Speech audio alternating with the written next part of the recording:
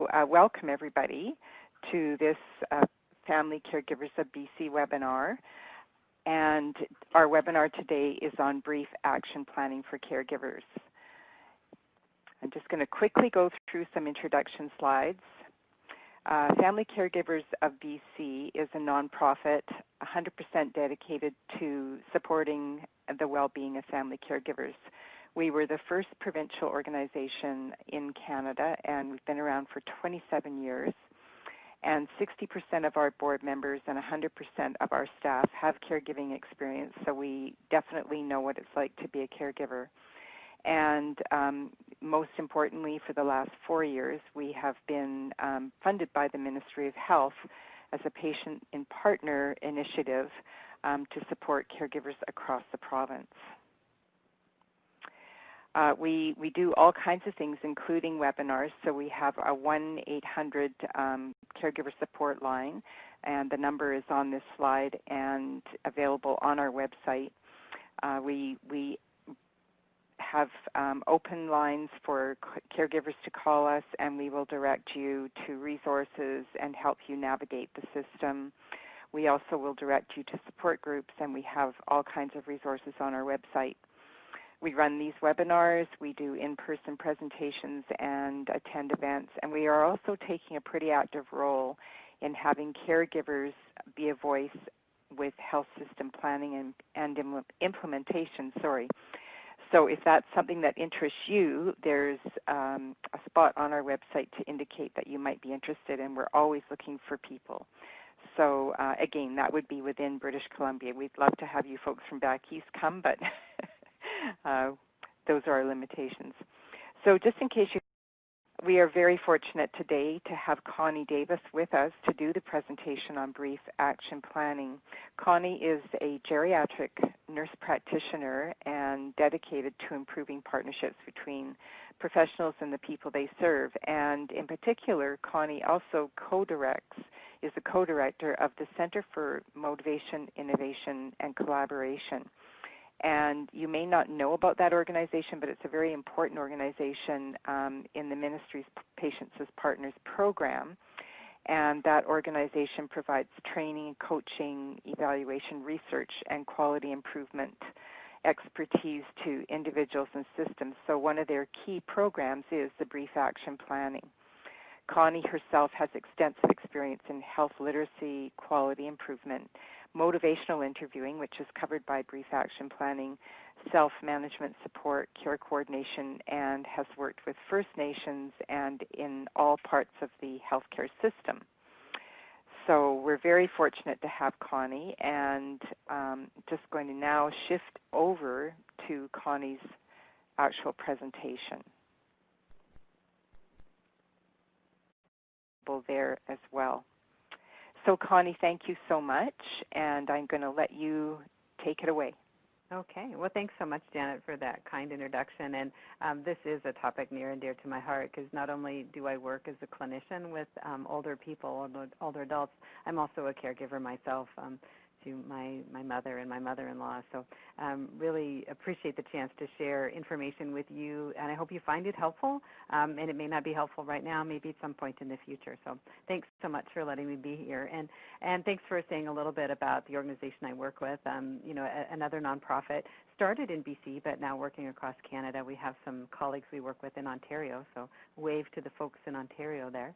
And I also supported by the Ministry of Health, so, a really nice partnership we have going here in British Columbia. So I just wanted to get everybody chatting. That seems to be one of the best ways to go on a webinar like this. You do have the option of raising your hand, and so that's always open to you, but let's see folks chatting in. When you heard about this topic, what did you really hope you would learn about today? Because we have this wonderful hour we can spend together, and I can be pretty flexible. We can do a fair amount of discussion and sharing. I, of course, did prepare some things to bring to you, but when you saw this topic, what did you want to make sure you learned about action planning or about helping yourself take care of yourself, using what we know about behaviors and why people do the things they do? I'll just give you a chance, see if you can chat. It's also a good way to see if your chat's working. So I appreciate that folks are typing now. It takes a little bit of a delay, but love to see you chat in. This technique, opening it up with this kind of a question is actually a really good technique to use in pretty much in any framework, starting with what people really want to accomplish. Those of you familiar with quality improvement will recognize that. Where do we want to go together today? Gabrielle is typing. That's great. Yeah, appreciate that. As a caregiver, there's so many different dilemmas that we can face at times. There's the great joy and pleasure that can be come from being useful, and also the extreme weariness and emotional and social and all kinds of different challenges too. So, action planning. What does it mean to you? Thanks for typing in there. Oh, yeah, look at Gabrielle's. Understanding how to keep an action plan, yeah. Oh, outside caregivers, the folks who aren't surviving, yes. So challenging when there's other people that are sometimes not, when all of your life is not in your control. Yeah. Right. Yeah, good. Let's keep that one in mind. And I see that others are typing, so go ahead now that you've got started. When you think about action planning, what's really on your mind?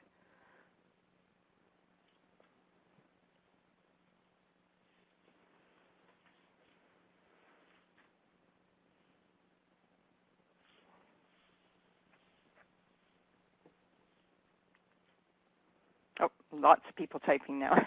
Yay! Yay, that's great.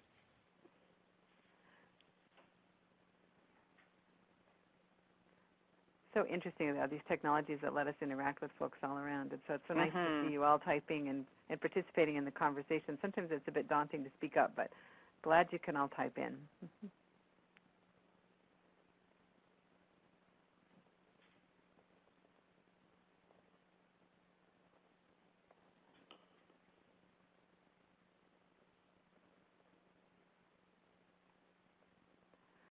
See folks still typing, so we'll wait to see some more responses before we move on. Thank you so much for participating.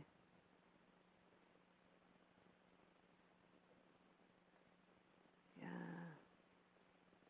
So thanks, Ella. Talking about steps, who's in charge, plan B, time frame, resources, yeah. Yeah. I think that Gabrielle's theme has really struck a chord here with folks, talking about flexibility, Matthew. Thank you.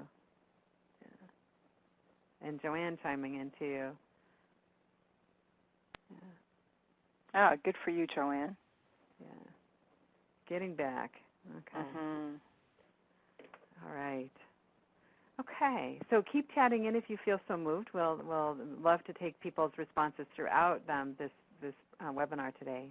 So let's just move on today, and just this is kind of what I prepared, and we can flex it a bit to adjust to what you wanted to bring. And so what I really wanted to do today was talk a little bit about the caregiver's dilemma, and you have all written about it already, and thinking about how does something like brief action planning fit in. And then, and also give you some ideas about how you could learn more. And you've already gotten some ideas here about things that we can do to add to this little brief agenda that I made today. So I think we're in good position to work well together. Okay. So this is just something to think about. And of course, you can chat again if you like.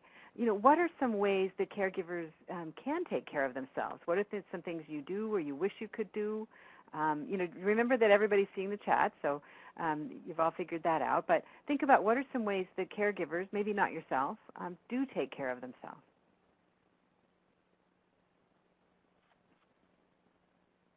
And I'll go ahead and participate in the chat box too here, if I can get my mouse over the right part of the room.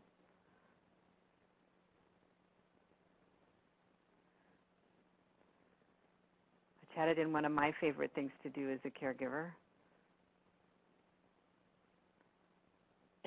Yeah, mine too, Connie.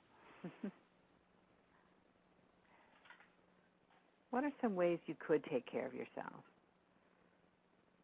others have. Maybe you do sometimes successfully, maybe not so successfully some other times. Great. We're getting ideas now. People taking time to read, talking to friends.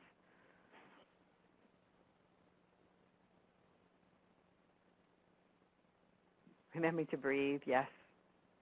Deep breaths.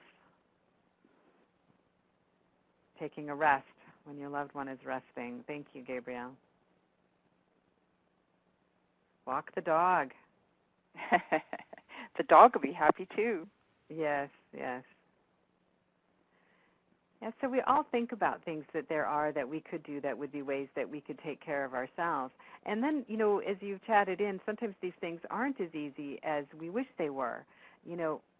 It's often very challenging. You've talked about people letting you down, things, not going the way you plan. So being challenged to do that. So one of the things I was really wanted to talk about a little bit with you about, why do human beings do what they do? Why do we as human beings, sometimes we're able to do things and sometimes we're not?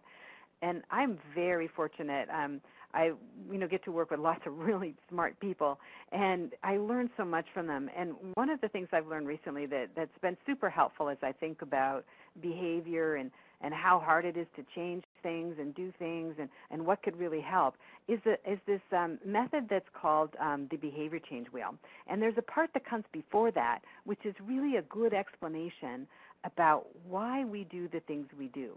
So, this is a symbol, and you might recognize this symbol. This is a logo for the Nike company, and I think they have this phrase, that says, "Just do it."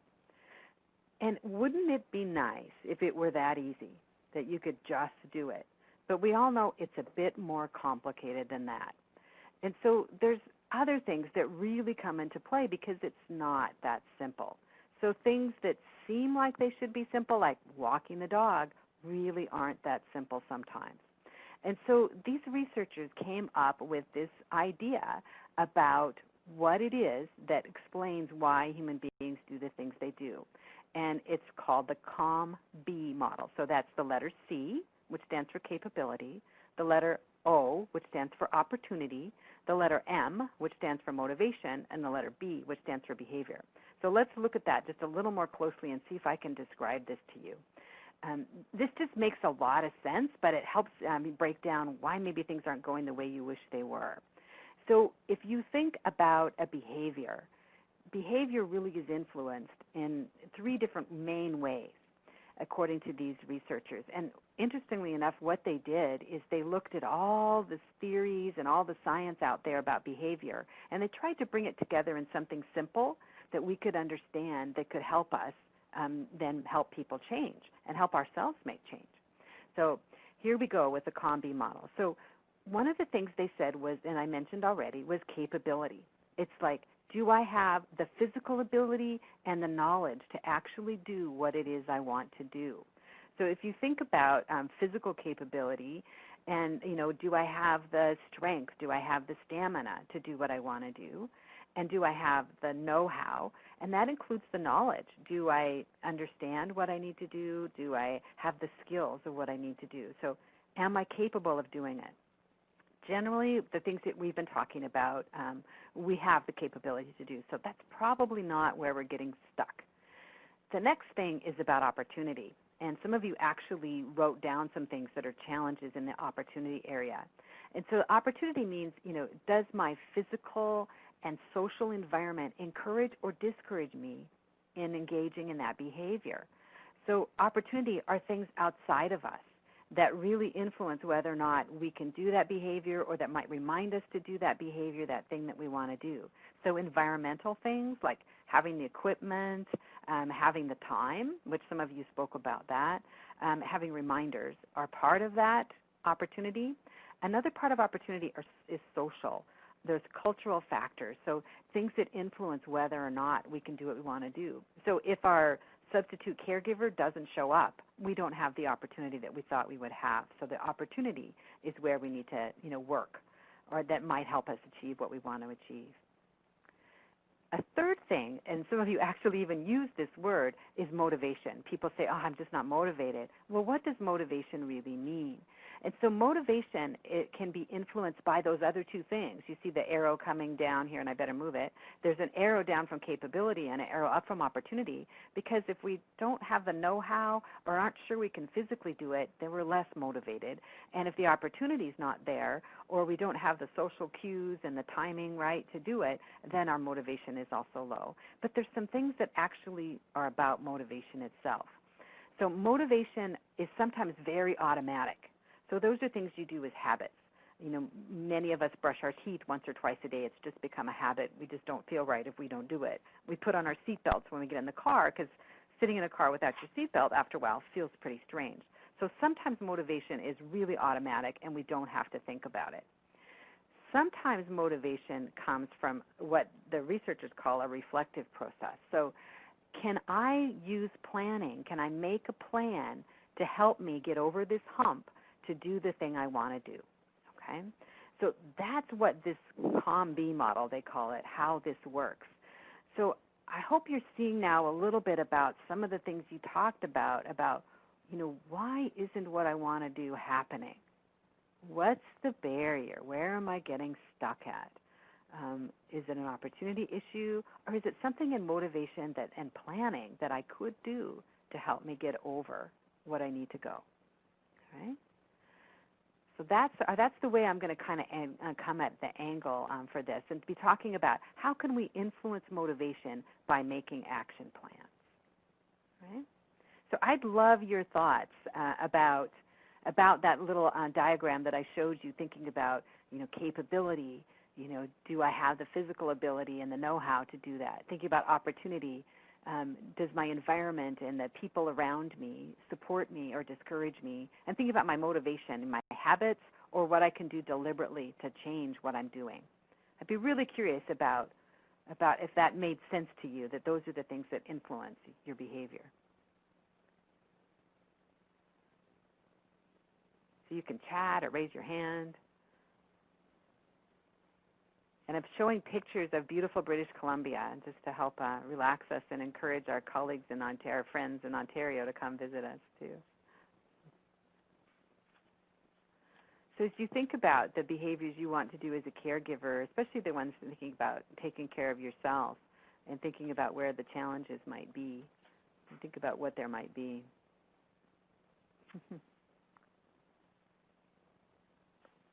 What is it that's shaping your behavior right now?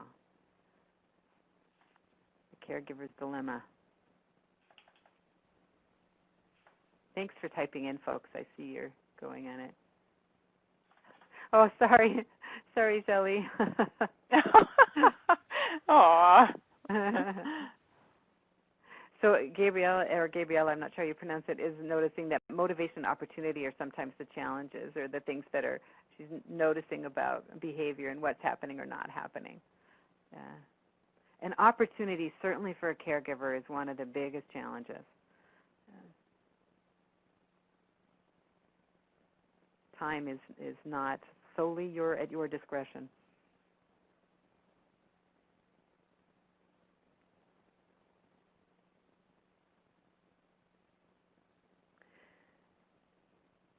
So one of the things that I think is so interesting about, just trying to get behaviors down to the basics about, what is it, is then it leads you to ideas about how you might be able to overcome it.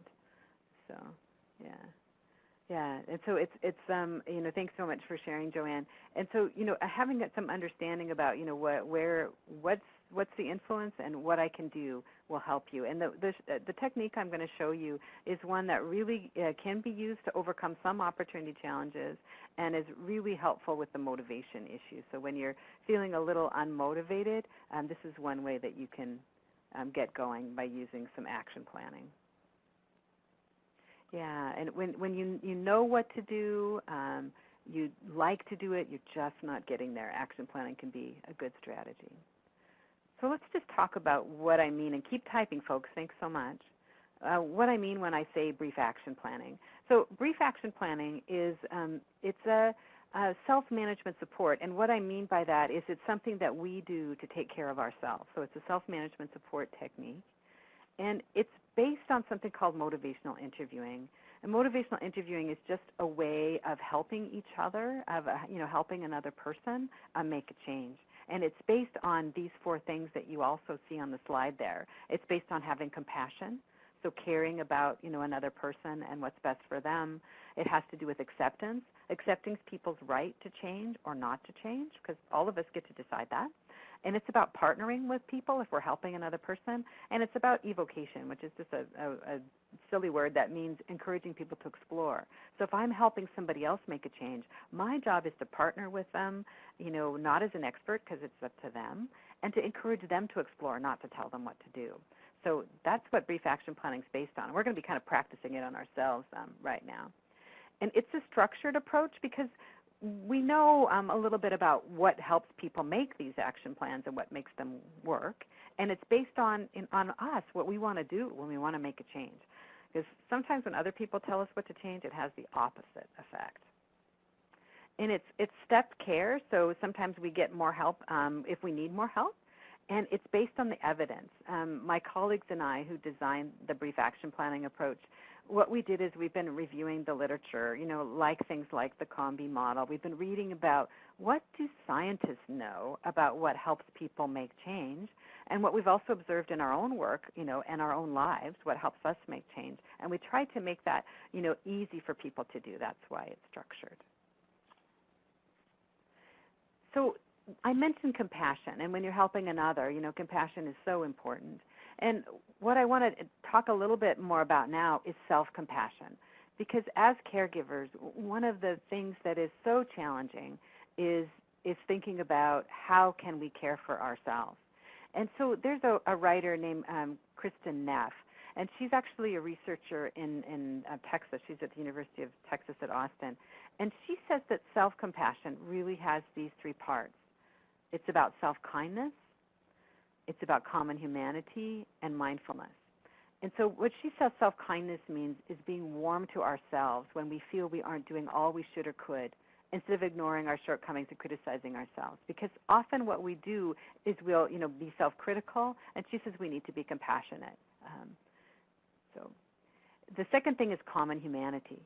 So she means that we ought to realize that our shortcomings are what all human beings experience, that it's not only us that's struggling, and so that we're all in a common boat when we're working hard and maybe not always meeting our own expectations. And then she talks about mindfulness.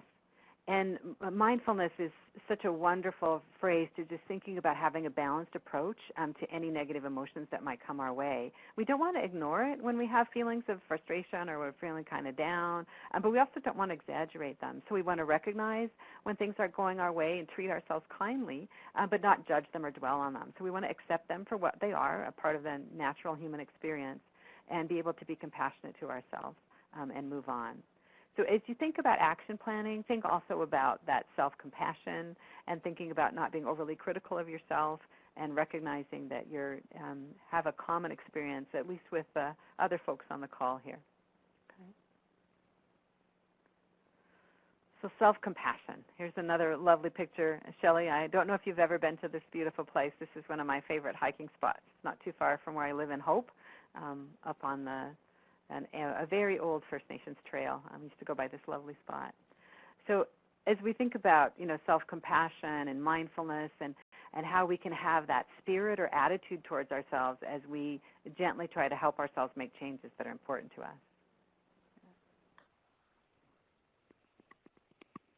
Can you think of some ways that you've been able to show compassion for yourself, some things that you do that are ways you care for yourself? Oops, sorry.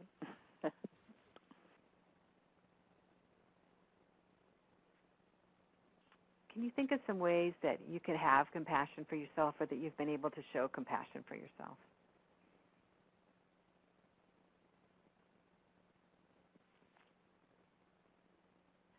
Joanne, that's a really nice self-care thing. So doing some things to make you feel good about yourself.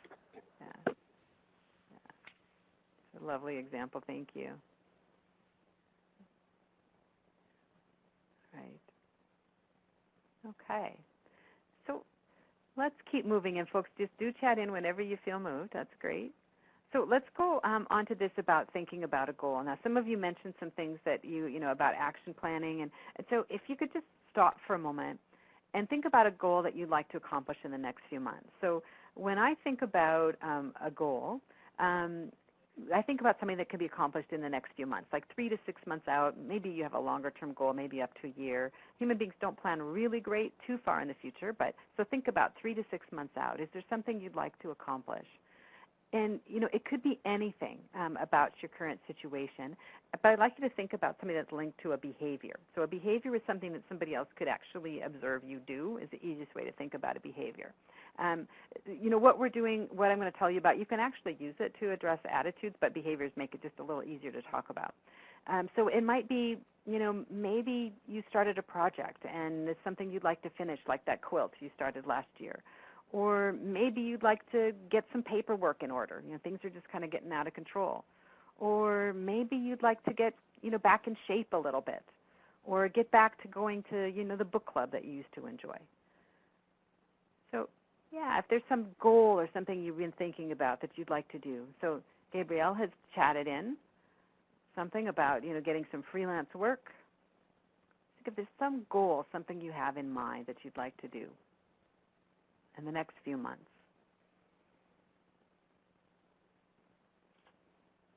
Because the action plans are based on helping people meet goal. It could be the goal, it could be something like, you know, I'd like to feel less stress, or I'd like to learn some new techniques about coping. I mean, it could be a goal like that that has some behavior attached to it.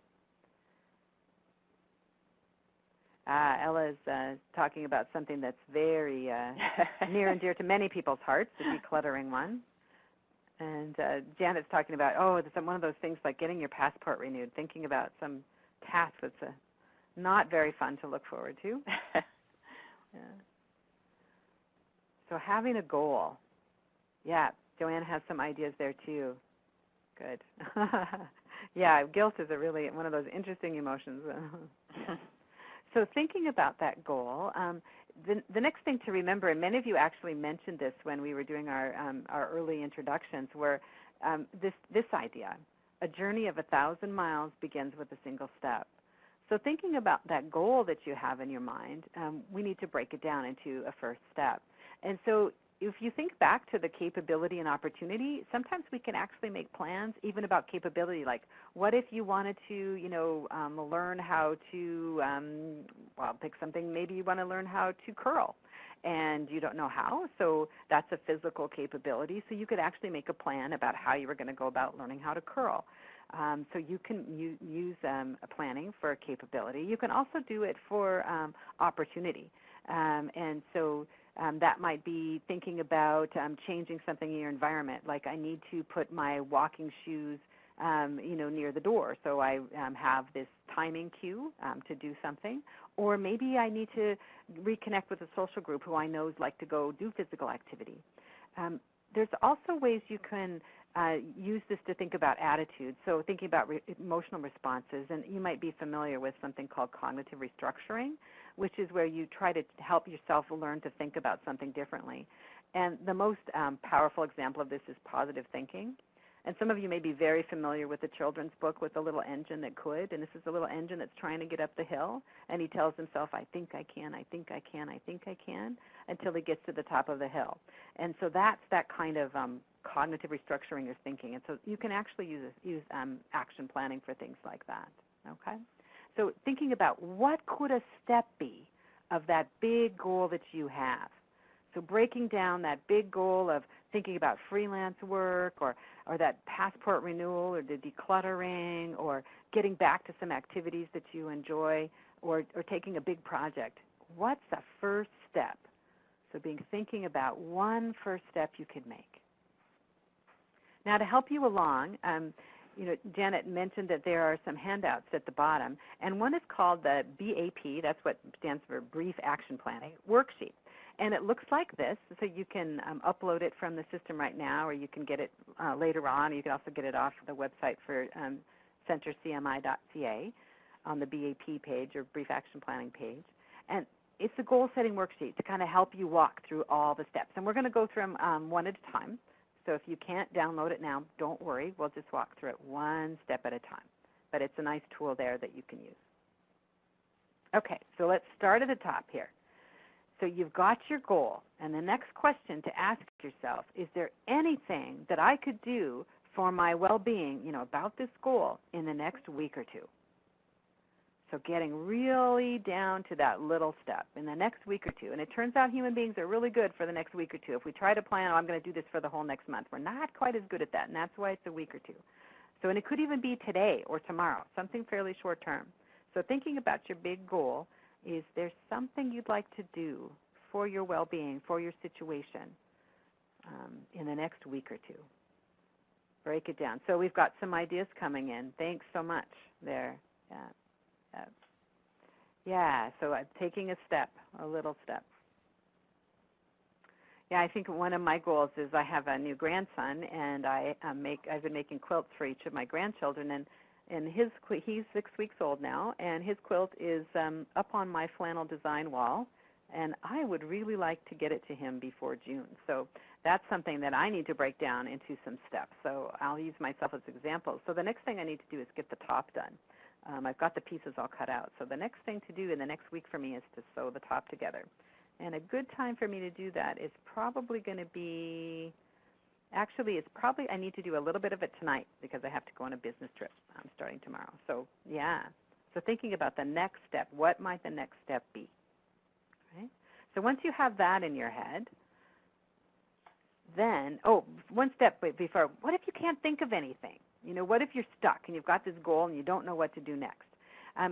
Some things to do if you don't have any ideas is to brainstorm a list, and you can get help brainstorming your list if you don't have any ideas. All right? Okay. So it could look a little bit like this. So if you don't have lists, you can just draw some circles on a piece of paper and start filling them in, the ideas. And if you don't have any ideas, you can get some help. So what if you decided you wanted to get a little more physical activity or get feeling healthier, right? You can come up with a list of ideas, some of which may have worked for you in the past. And it might be things like, well, I could like to walk more. I might be able to eat healthier or do some exercises for my core. I need to do some lifting now. That's important. I could use the exercise bike. That's down there in the basement. Or I could join a gym. So you're going to brainstorm your list of ideas. And you might be able to look if you don't have ideas, you might be able to get a resource. Ask a friend, ask a colleague, ask somebody for some ideas. So brainstorm a list. Yes, and you've got some good helpers there who've heard lots of different ideas from folks about what to do to get help if you don't have an idea about how you want to meet your goal. And so the next thing is you want to get really specific. So let's say you've come up with an idea. And so you want to ask yourself these kind of questions. These are going to be very familiar to you. What is it I want to do? Remember we talked about, usually this is a behavior. So what would somebody else see? So for some of the examples folks have been chatting in, it's like, so I need to get reliable help. Well, what would you actually need to do? Is that phoning a resource? Is that looking through a list of caregivers that's available? What's the real next step? And so then thinking about, well, where would I do that? Sometimes this question doesn't make sense because if you're home, you might be making phone calls, but maybe if it's something you need to go do somewhere like walk, thinking about, well, where would I do that? And answering the questions of, when and how often would I want to do this? Again, sometimes this applies, sometimes it doesn't. What time of day is really good for me? Now, thinking about your caregiver responsibilities and knowing yourself and your routine, sometimes the when is a really important thing to figure out. And for some of the things you might be thinking of, it's how often do I want to do this? For some of your ideas, there might be something that happens once a week, something you want to have happen a couple times a week. Sometimes when people are thinking about eating habits, that might happen more than one time a day. To get even more specific, how long or how much? How long am I going to do this for, or how much? So it could be a serving size. It could be minutes. It could be I'm going to, relax and read my book for, 15 minutes, at night. before I go to bed, you know. And the last thing to kind of ask yourself is, when am I going to start? Thinking about your week ahead and what's happening in your schedule, when would be a good time to start? Now, these questions probably look pretty familiar to you. They're the journalist questions, right? What, when, where, how, who, those sorts of things. So if you can get as specific as you can, it's actually more likely you'll be able to complete your plan. And there's a few reasons I think that happens. But what happens when you get specific is you're actually almost imagining yourself doing it. So if you're thinking about your day and your week ahead and what it would take to do it, it's almost like a vision activity where you're imagining yourself in the future being able to do this thing. What would it take for me to do it? What would be realistic for me to do? Thinking about the week ahead. So, you know, when we're, you know, helping ourselves, it helps to get really specific, which is why I had to think about my week and think about, you know, if I'm going to sew on my grandson's quilts, I need to do a little bit tonight because I'm not going to get to do it tomorrow. Okay? So get specific about your plan. How are folks doing getting specific? Got some ideas there? Yep, okay. Gabriel's coming along. All right, good. And some of you are probably doing this in your head, or maybe you downloaded the worksheet and you're writing it out. Whatever works for you. The next step to do is to really give a good look at your plan. You know, take a look at what you've decided. You know, review that over in your head, see if it's all the pieces are there and it makes sense. And it might even help to say it out loud. There's something about human beings. We want our actions to be consistent with our words. It's kind of like making a promise to yourself. It's making almost a bit of a pledge.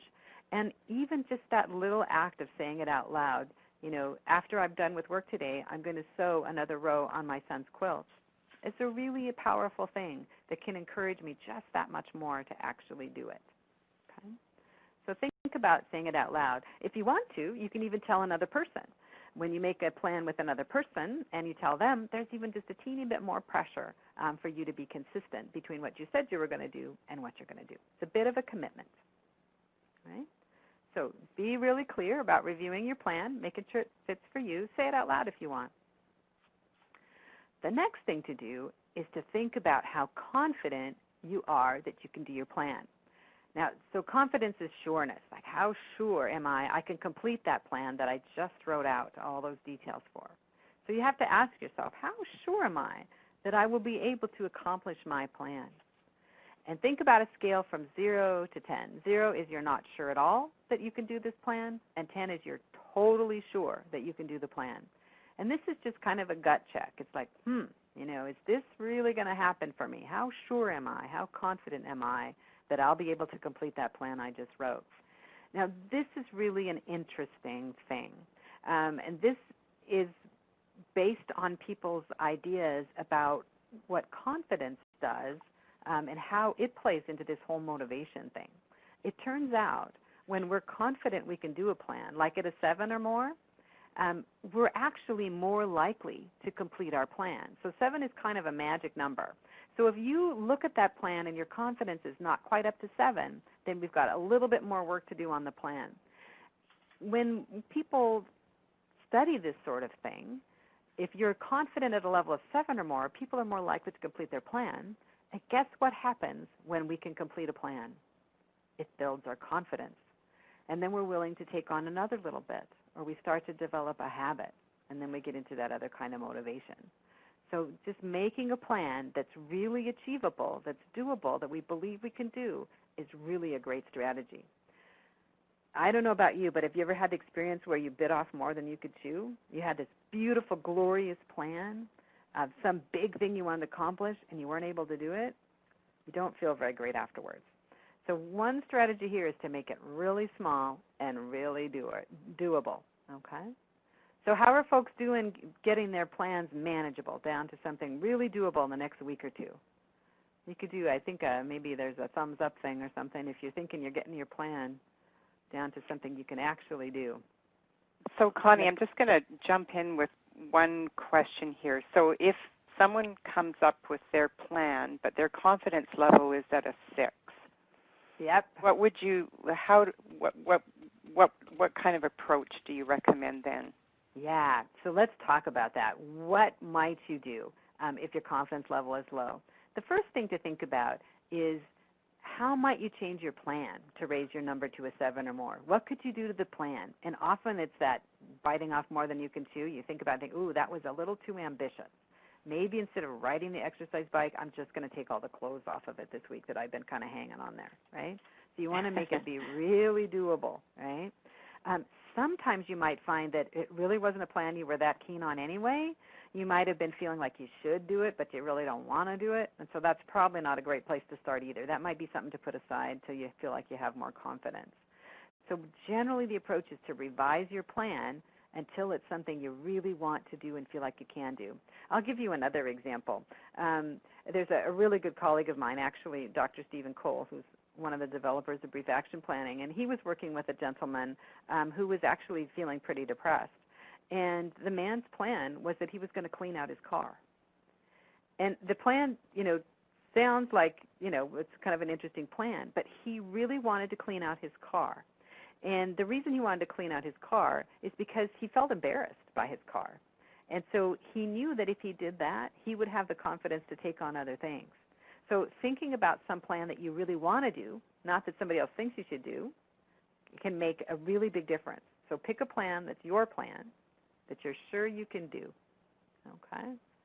Getting rid of those barriers. Now, some of you were actually bringing up some challenges around planning and talking about being flexible. And the way that people who study this sort of thing talk about that is they talk about contingency planning.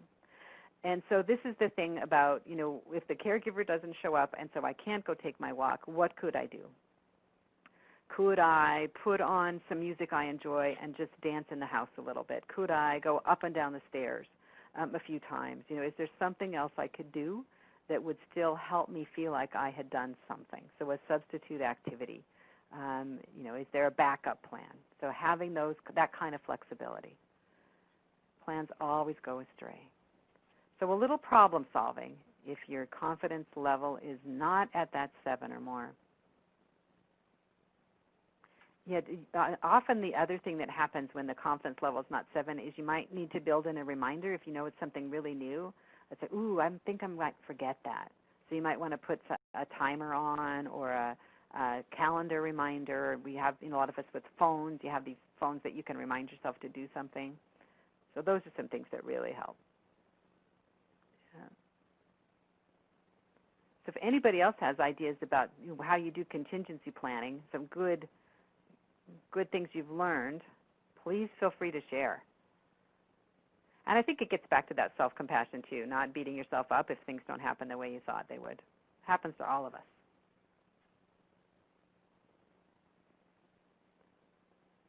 So we've talked a bit about this plan that we want to be based on our goals, something we really want to do. We're going to get it as specific as we can because that'll help us be more likely to complete it. We want to kind of say it out loud so we've got all the pieces there and then check our confidence. Are we pretty sure we can do this? Because that's going to help us complete the plan too. If confidence is too low, we're going to problem solve and revise our plan until we can get a plan we really believe we can do. Right? Yeah, sometimes you have to put it on hold and try again. Thanks for chatting in, folks. Yeah. Yeah, sometimes those big projects can be very daunting, and just thinking about the next action, what's the next thing I need to do, can just get you over that hump. Okay. Now the next thing to do, once you've got this plan that you believe you'll be able to do, is to really think about, well, how can I, build in a check on how I'm doing? And this is actually how human beings learn. We try things and we notice whether or not it worked or not, and we incorporate that into what we know and we move on. And sometimes we're in such a rush we don't take that moment to stop and learn. And so this checking on the plan step is to really force us to stop and reflect about, well, what worked about that plan and what didn't work about that plan, and revise it and keep going. So you can make a plan to check on it yourself. You can, do that reminder thing in a week to see, what did I do that next step I was going to do on my decluttering project? I decided I was going to tackle the kitchen junk drawer first. Did I get that one done? And what do I know now? It's like, oh, I better not do it in the evening. I'm a little tired in the evening. I better do it in a different time of day. I mean, what did you learn is the real question you want to ask yourself. You can also check on your plan with somebody else. You can enlist a buddy. There is a second download, another document there that's called Checking on My Plan Worksheet. So if you're checking on the plan, it's just a tool that will help you think about how much could you learn from this plan. It kind of looks a little bit like this. And on that Checking on the Plan worksheet, when you see it, it'll ask you, how did it go with the plan? What did you learn about the plan? What do you want to do next? You might want to revise your plan. You might want to start on something different topic altogether. You might decide that you're ready to move on, or you just want to keep doing this for a while until it becomes a habit. Anything like that are helpful things to help get new behaviors into our lives. Okay? So checking on your plan. If you're going to check in with a buddy, you want to make sure it's a supportive buddy. Just a tip. Good point. Somebody who knows the point is to learn, not to succeed, right? The point is for us to just learn from every step, because quite a few things that we try don't work. And the most likely thing that happens when we try a new plan is that we get part of it done, and then we have to learn a little bit from that and figure out what to do next. Okay? So when you check on that plan, these are the kind of questions you'll be asking yourself. How did it go? What did you learn? What do you want to do next? Oops, I went to that a little bit fast. Okay. So if you can imagine yourself into the future there with the plan that some of you have made today, and if you don't want to make a plan, that's okay too. Not every day is a good day to make a plan. You're ready for the next step. Okay. So that is the basics of brief action planning. So here we'll move on to the marsh in my hometown in Hope, BC. Okay. And just pause for a moment here about what thoughts you have about brief action planning, about very briefly making an action plan for yourself, of taking that big goal, breaking it down into steps, and seeing what to do. Thanks, Shelley. We enjoyed having you here. What do you think about brief action planning? Is that something that might be helpful to you?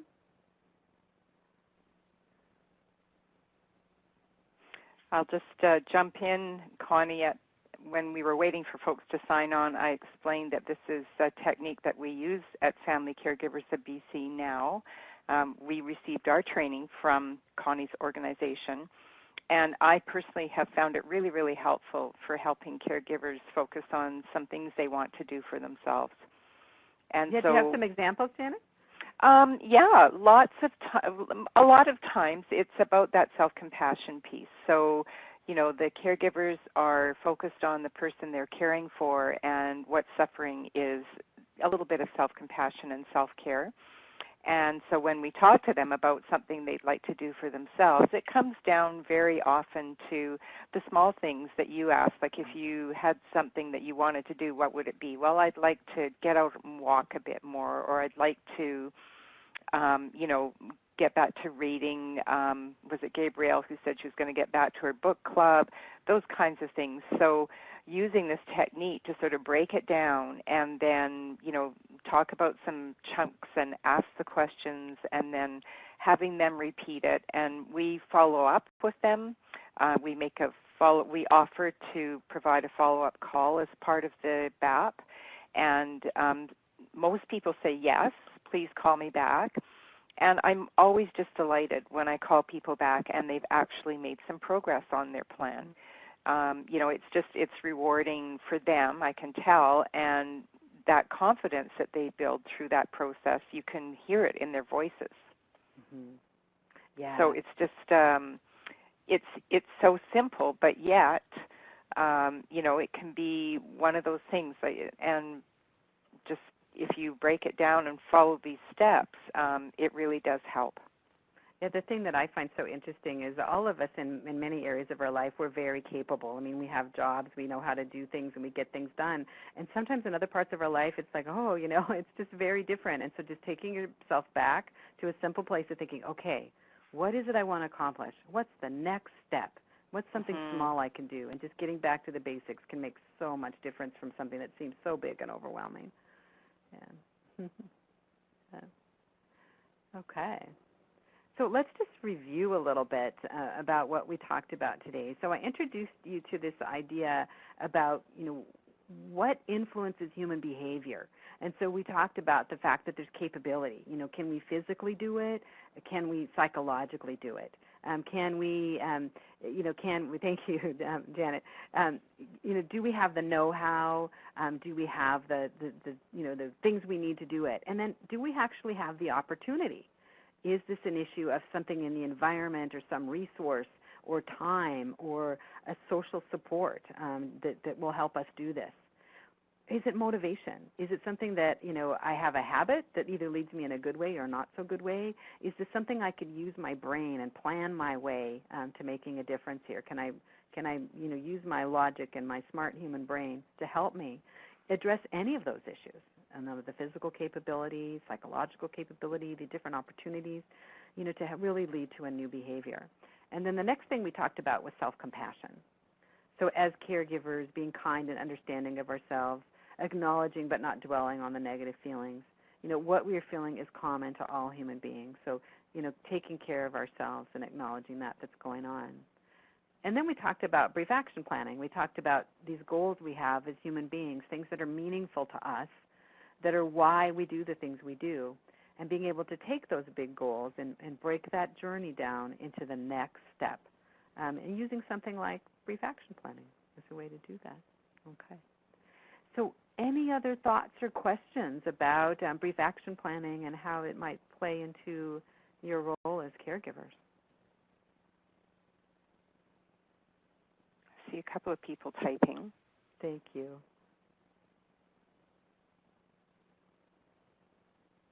I was talking about some of the people that call our line. I think, can't remember who said that they would, think about using this as a way to get help for their mother.